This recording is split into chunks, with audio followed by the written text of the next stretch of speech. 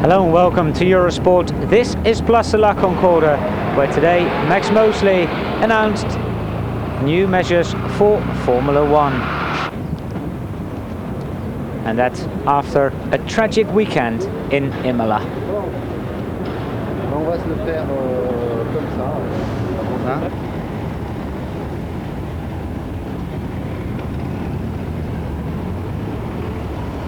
Now, one small preliminary point to eliminate. It has been suggested in some quarters that these accidents might in some degree be caused by the rule changes that have come in this year. Now, it is very easy to see why that cannot be the case. The small teams last year did not have the electronic aids. Some of them indeed did not have them all season. Virtually no teams had them the season before, and in 1991 and prior to that, virtually nobody had electronic aids of any kind. And yet all the drivers, even the beginners, the little drivers, were able to manage their cars perfectly satisfactorily without them. It is inconceivable that a driver of the standing and skill of Ayrton Senna would be inconvenienced by the absence of those driver aids. It simply doesn't hold water. So that particular point is very quick, very easy, and to be disposed of. Another point that I think is very important, and this is a more substantive point, it has been suggested that the Federation has no contact with the drivers and is in some way distant from the drivers or arrogant. This is completely, utterly untrue. In my own case, I am always available to talk to any Formula One driver, rally driver, all of these drivers. It is interesting that in the last 6 months, one driver has wanted to come and see me about safety, and he has seen me and he has spoken to me on the telephone, and that is Gerhard Berger. Not one single other driver has taken the trouble to do this, although they all know that I'm available at any time. Not only am I available, but all the staff of the FIA are, all the safety experts, everyone is available at all times to talk to drivers. It is just, I don't wish to attack him because he's not here, and I wanted the opportunity to talk to him on French television last night, which I didn't get. But Alain Prost was one of the people who said that. Now, just as a matter of interest, at the prize giving, at the dinner, Alain Prost said to me, "I would like to come and see you about safety." I said, "I would be delighted. As soon as you're less busy, as soon as you've finished the consequences of your World Championship, give me a call and I'll make myself available. We'll get together." He did not call me. He has not called me since December. On the other hand, I called him 4 or 5 times. In fact, I wanted to suggest to him that we should do a day surfboarding together and talk about safety. We could have gone to the Alpes, it's quite near his home. But not only could I not get him, but he didn't call back.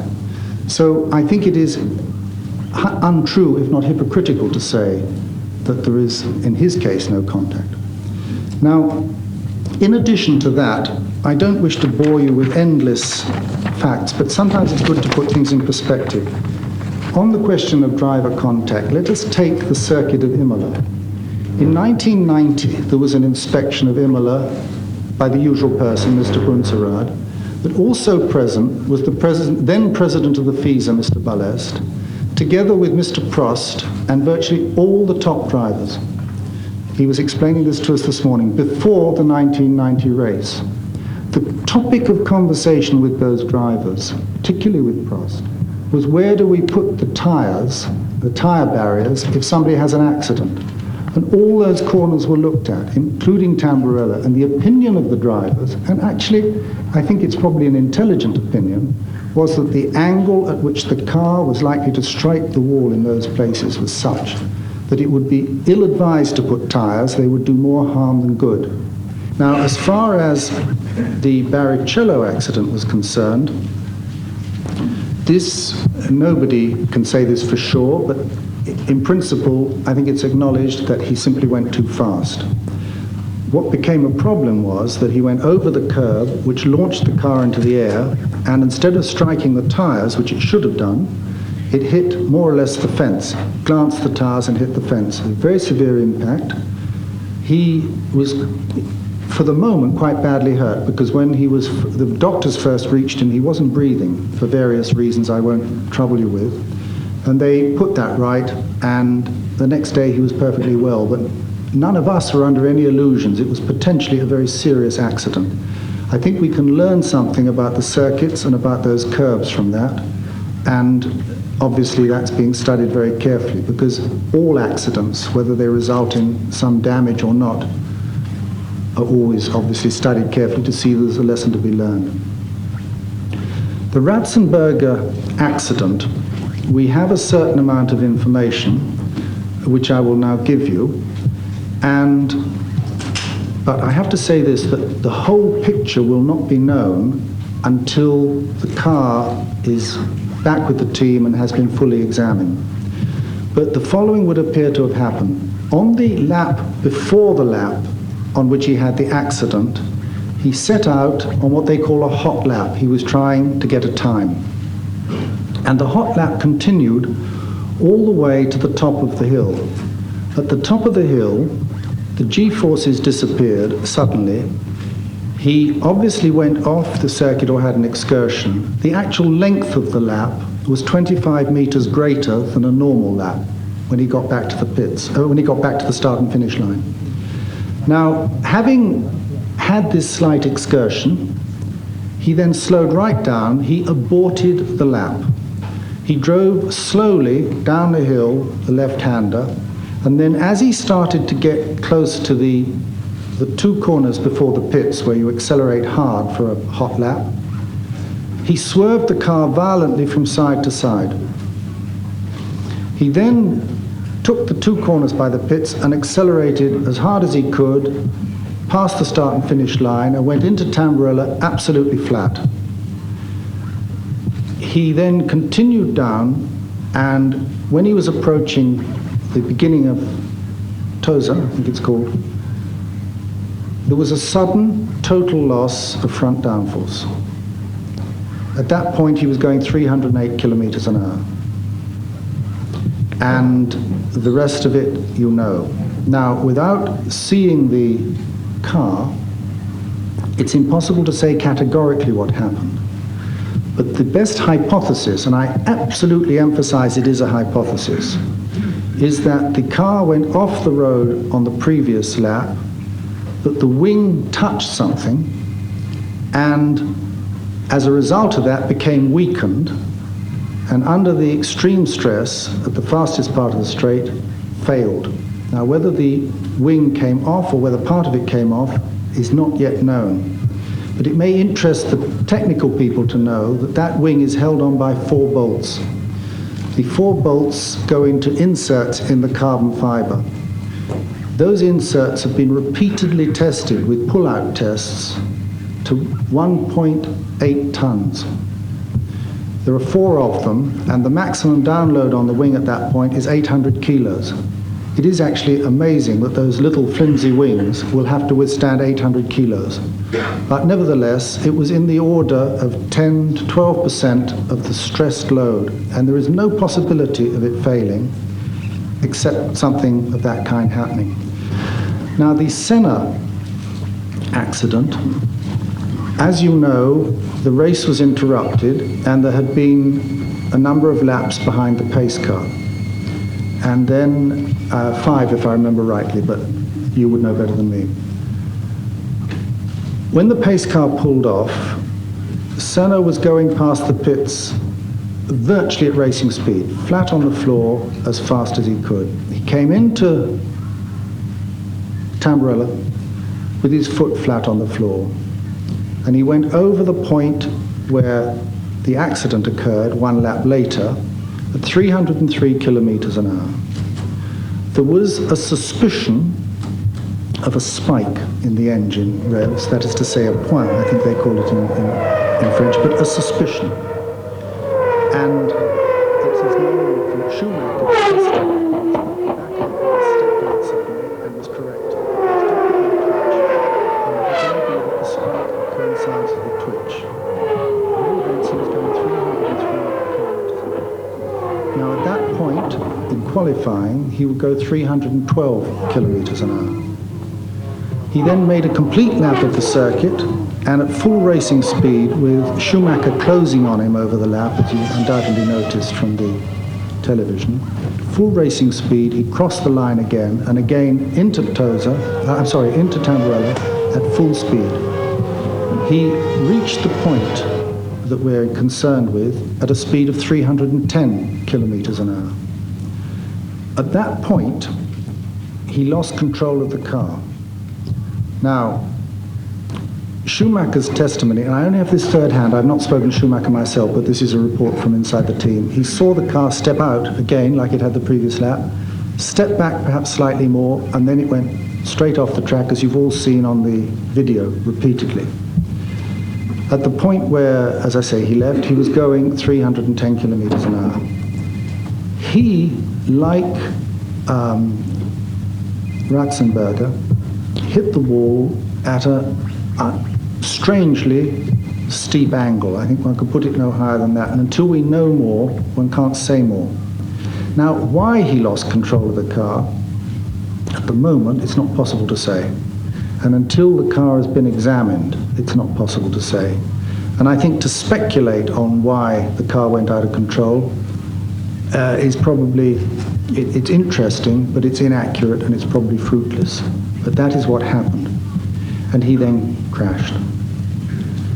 Now, again, with consequences, regrettably, which everybody knows. Before coming on to the other two accidents, one of the first things that we looked at was to say, was there between those three accidents some common thread?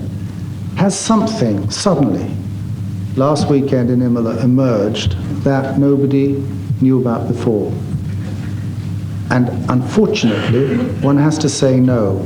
Each of the three accidents is wholly unconnected. Their causes, whatever, in one case we don't know, but whatever they may be, are wholly unconnected.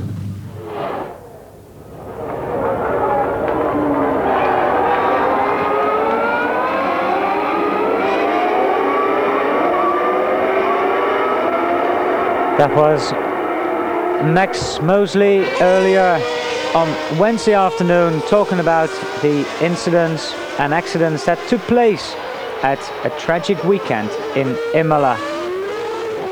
But then, what is the FIA gonna do before the Monaco Grand Prix? Well, we're gonna have slower speeds in the pit lane. We're gonna have no people in the pit lane after Michele Alboreto lost the wheel and injured mechanics. And also the FIA will look at slowing the cars down on the track.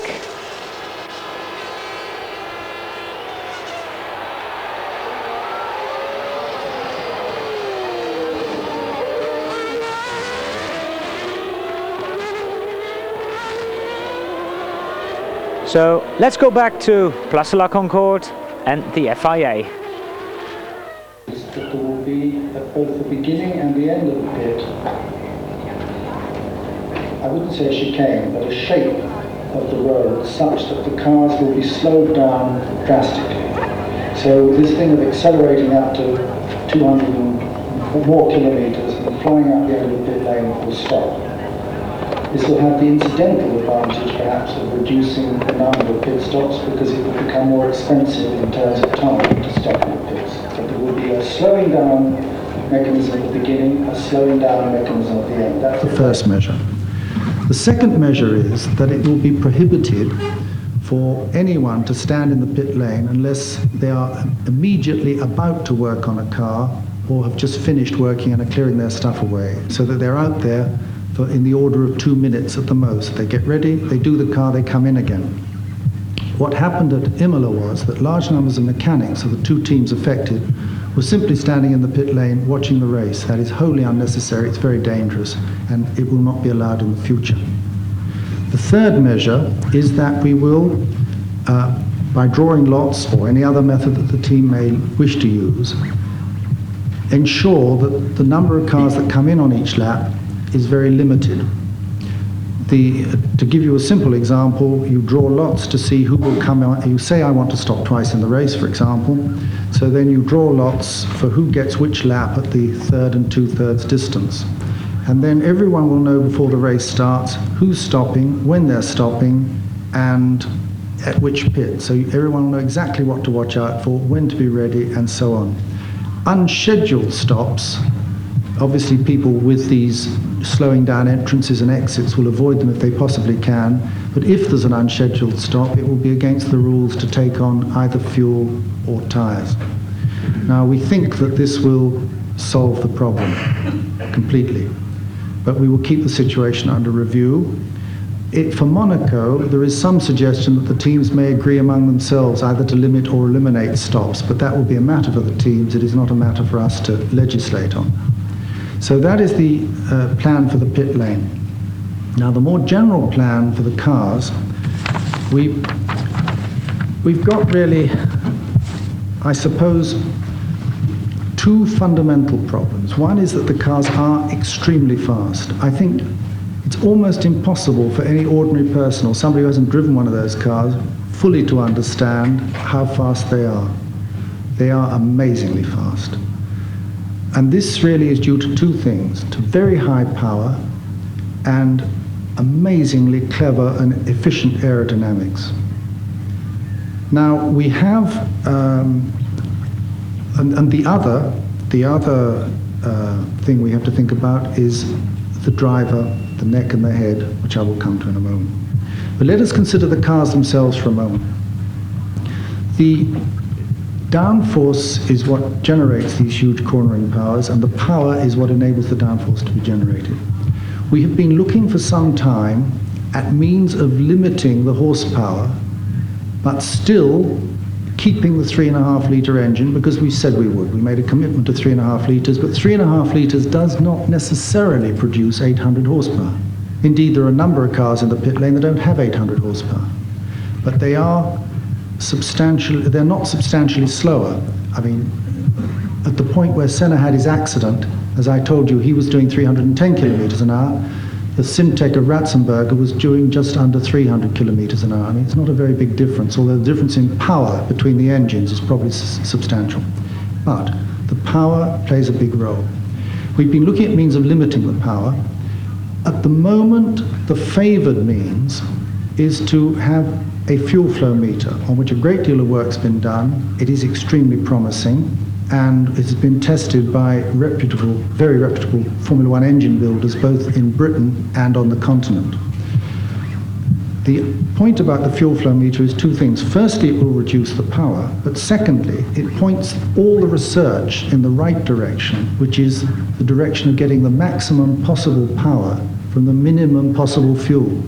It's where we should be going. Instead of struggling to get as much power as you can from a given capacity, and the world outside doesn't care what capacity their engines are, you will be struggling to get the maximum power from a given quantity of fuel per second. And that is very much the direction of the motor industry. So it has benefits in that kind, but it would enable us to reduce the power quite substantially.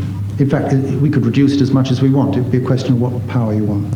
As far as the aerodynamics are concerned, they have been constantly changing, as you probably know, over the few years, with a view to reducing the aerodynamic performance of the cars. But as fast as we've been able to make changes up to now, the engineers come over the winter and not only win back what we've lost, what we've taken away from them, sometimes they win back more, because the thing that's changed in the last 10 years in Formula One is that now even the smallest, the humblest Formula One team has a full-time rolling road wind tunnel to which they have access 24 hours a day, and they work away all the time, getting the power up. But for next year, we've got a stepped bottom underneath the car, which, everything being equal, would reduce the total downforce of the car by 30%. The engineers will win some of that back, but not all. Now, these and other measures, I won't bore you with all the different measures, but there are a number of measures which have been under discussion for some time to reduce the power and to decrease the aerodynamic performance, and of course the step bottom's already been voted for next year.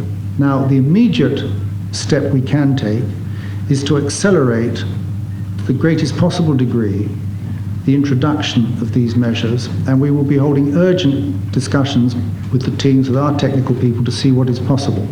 We don't want to do something that increases the danger or causes problems in the short term. On the other hand, we cannot wait while the usual terminal proceedings go on before we can bring in a change. It's got to be accelerated. It will be accelerated, and we will, in the next very few weeks, have news for you, a new schedule for doing that. As far as the and those things, I cannot exaggerate how important they are, but I think those of you who follow the technical side know that, and it would be tedious for the others to go into great detail, but obviously we can, perhaps at some future date. Now, as far as the driver is concerned, we've been looking, as I've already mentioned, at improving the protection in a rearwards accident, particularly relevant after the Alesi and Leto accidents, improving the protection on a forward accident with an airbag, which is the obvious classic way of doing it. But we also have to think about the side impact, because there is some evidence, I will say no more than that, some evidence that in both Ratzenberger's case and Senna's case, they may have hit their head on the wall. They may also have been hit by a tire. We don't know. We can't look at the crash helmets. Everything is impounded. But there is a possibility. But one thing is for sure, if you could have kept their heads still, you might have a better chance of them surviving. We don't know because we don't have enough facts yet. So that, in essence, is where we are. And just to make quite sure I've made this point, the complete explanation for Ratzenberger and Senna's accidents and death will become available once the cars are back. Now, we will get those cars back. It will not be before 1 month, because clearly the Italian authorities have to investigate, they have to look, their experts have to look, they have to satisfy themselves before we can look, ourselves, and get the answers. But once those cars are back, you can be quite sure that we will be able to say with a high degree of certainty what caused both accidents. And as soon as we can, I know that both teams will make that information available. Welcome back on Eurosport, and a look back at the Grand Prix of San Marino. The circuit of Imola, and what a tragic weekend it would turn out to be. We've just heard Max Mosley, and I can complete that by saying that Simtac will only run one car in Monaco